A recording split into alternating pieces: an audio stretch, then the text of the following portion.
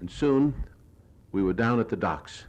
And there we found units of the 101st Airborne Division carrying everything they could carry by hand, boarding landing craft that were so heavily laden they had to be pushed off the docks by trucks, as you see in this manner. And these men were being taken out to larger craft and boarded for the invasion. And here we see several units carrying grenades, bazookas. They didn't have an opportunity to load this aboard jeeps that were not fully available at this particular moment. We were aboard a fleet of LCIs, and here shown with the commander of the invasion group in the center, and the captain on the right, rather the captain of our ship, Lieutenant Patton, was in command of the LCI number 5, and we found out that he participated in several invasions in the Mediterranean area, and we felt rather confident that he knew what he was doing. But we stayed aboard this ship for almost 5 days. This is the commander of the squadron. I remember Lieutenant Patton's name well because we were with him for so long. Wes Haynes was trying to get ready for the trip into Paris. I think he was premature. And these are units of the 101st Airborne Division aboard our landing craft, amusing themselves. And I don't have to tell you who this man is imitating. He was a Notre Dame football player at one time, and I was told later on that he was killed in the action. Of course, every ship had a mascot, and ours was no different, but the boys provided for their mascot's welfare with the making of a life preserver, just like the ones that they wore themselves. And then one afternoon, Lieutenant Patton briefed the crew and told them that we would be sailing that afternoon. And they let out a cheer because this is the job they were waiting for. They wanted to get it done and go home. And here we see the LCI number 4 with the commander moving out into the channel. And this was a tremendous sight to see ships from one end of the horizon to the other. Ships of all kinds. They tell me there was well over 1,000 ships. But even so, we thought this was just another exercise. As we continued on, we felt that we'd be turned around, go back and try again another day. But when we continued on into the night, we knew it was the real thing. At one time, we had a bit of a scare. They said there was a submarine in the area, and one of the DE boats threw some bombs into the channel. And they exploded, but we never saw any attack at all. Here are some scenes actually taken close to the beach, where the ships made a right-angle turn and headed for the area where we were to land.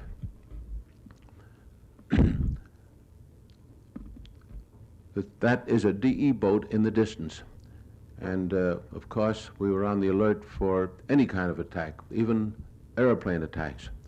Fortunately, our Air Force did their job well, and at no time did I know of a German attack, except after we had landed, 2 planes attempted to strafe the beach, and I happened to be in the area. Now, these are some scenes that I took with my camera that was reduced to 16 millimeter.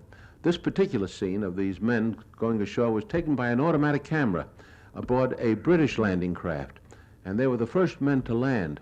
The reason it was taken by an automatic camera was because they wanted to have a record of what happened should the landing fail. At least they might have a record if they were able to recover the film of what happened and how to avoid it if they had to try another attack. But here are some scenes landing on the Utah beach, and this is the way we went ashore. This is, again, is at the British beach, but you notice the men didn't dash ashore after being aboard a landing craft for 5 solid days. They just walked slowly and cautiously, fearful of bombs and mines that were sown in the area. You notice they had their rifles wrapped in cellophane. But this is the way we had to go ashore. And I needn't tell you that a lot of the boys didn't make it. Here's one of the famous scenes taken from black and white film of 2 men being shot down right before your eyes. Here is Pete Carroll and Wes Haynes carrying our own equipment, and the ship is grounded on the beach. The section of the beach we were on was being attacked by enemy fire, and in the previous shot you could see a bomb actually land not too far from where we were. There it is again. And the bulldozers were trying to clear roads to let our jeeps and tanks move forward. And even though it was June, the area was quite cold, as it usually is in that part of Normandy. Of course, the men dug their foxholes a little deeper, and we had the good fortune of finding a concrete wall which helped serve as protection. But even now, we're taking some of our wounded back to the beach so they can be transferred back to England. But when the tide went out, the ships could not come in close, or those that went aground had to wait for high tide to be refloated if they weren't hit. We stayed on the beach the first night and lived in a foxhole, and soon we showed some of the first prisoners taken in the area late the first day, who were captured close to the beach and were sent back to England because there was no room to keep them there. This is our first command post, where General Collins on the left is talking to some of his officers, and we were able to get some of the first hot food at this place, and I didn't realize how hungry I was until I saw these pictures. There's Larry LeSueur again and Bob Landry on the right. Bob Landry was covering the war for Time and Life. And although it kept me very busy for 8 solid days, I used up all the film I had and decided to go back to France to get some more and probably to get a bath. I hadn't had my clothes off during that entire time. And my landing at England took place at a place near Bournemouth. It almost looks like the cliffs of Dover that everyone is familiar with, but it was a beautiful sight to see the coast of England and know that I could get some rest after a while. But didn't realize it at that time that the buzz bombs would start coming over, and here we see some of them flying over the English coastline. And these buzz bombs were a terror weapon. They didn't know where they would land, but the British were quick to set up machine guns and anti-aircraft fire to knock them out of the sky, and they managed to shoot down quite a few. They even sent planes up into the sky to knock them out of the air. And of course, sometimes they did get through, and where they fell, they caused considerable damage.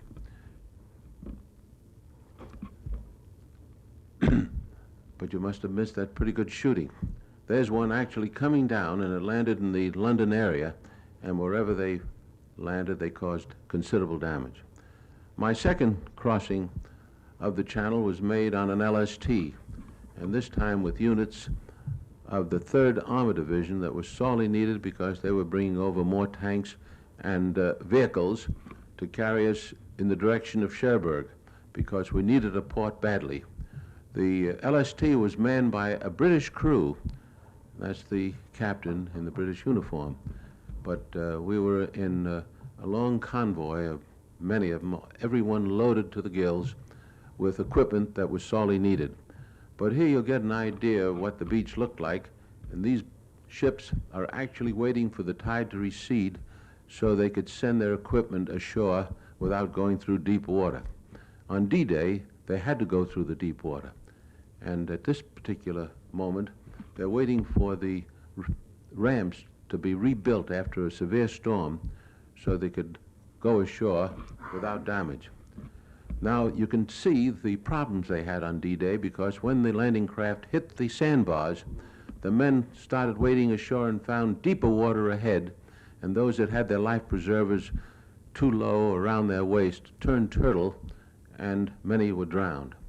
But these are units of the 3rd Army heading in, crossing the deep spot just ahead of them, and headed toward Cherbourg itself. This was a remarkable sight, and the ships were lined up as far as the eye could see, bringing supplies ashore. We needed Cherbourg badly because we thought we could use it as a port, but we found that Cherbourg, shown here, was pretty badly destroyed by the Germans themselves. They destroyed the docks, which we thought we could use.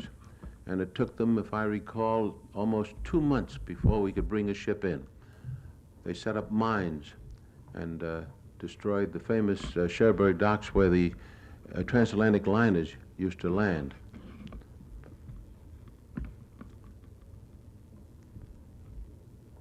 They not only destroyed the docks, but also the inland bridges that crossed the rivers that entered the Cherbourg area, the canals. This is one of them was destroyed by the Germans. Soon the French people came back into the city and gave us a warm welcome. And soon we found the prisoners, and I think they took something like 16 or 18,000 men out of the Cherbourg area, and they're still holding their personal belongings, marching toward the beaches because they had to be transported to England and some eventually to the States to be held in prisoner of war camps. And even at this time, those that could talk to us or would talk to us said we'd be pushed back into the channel in less than a week.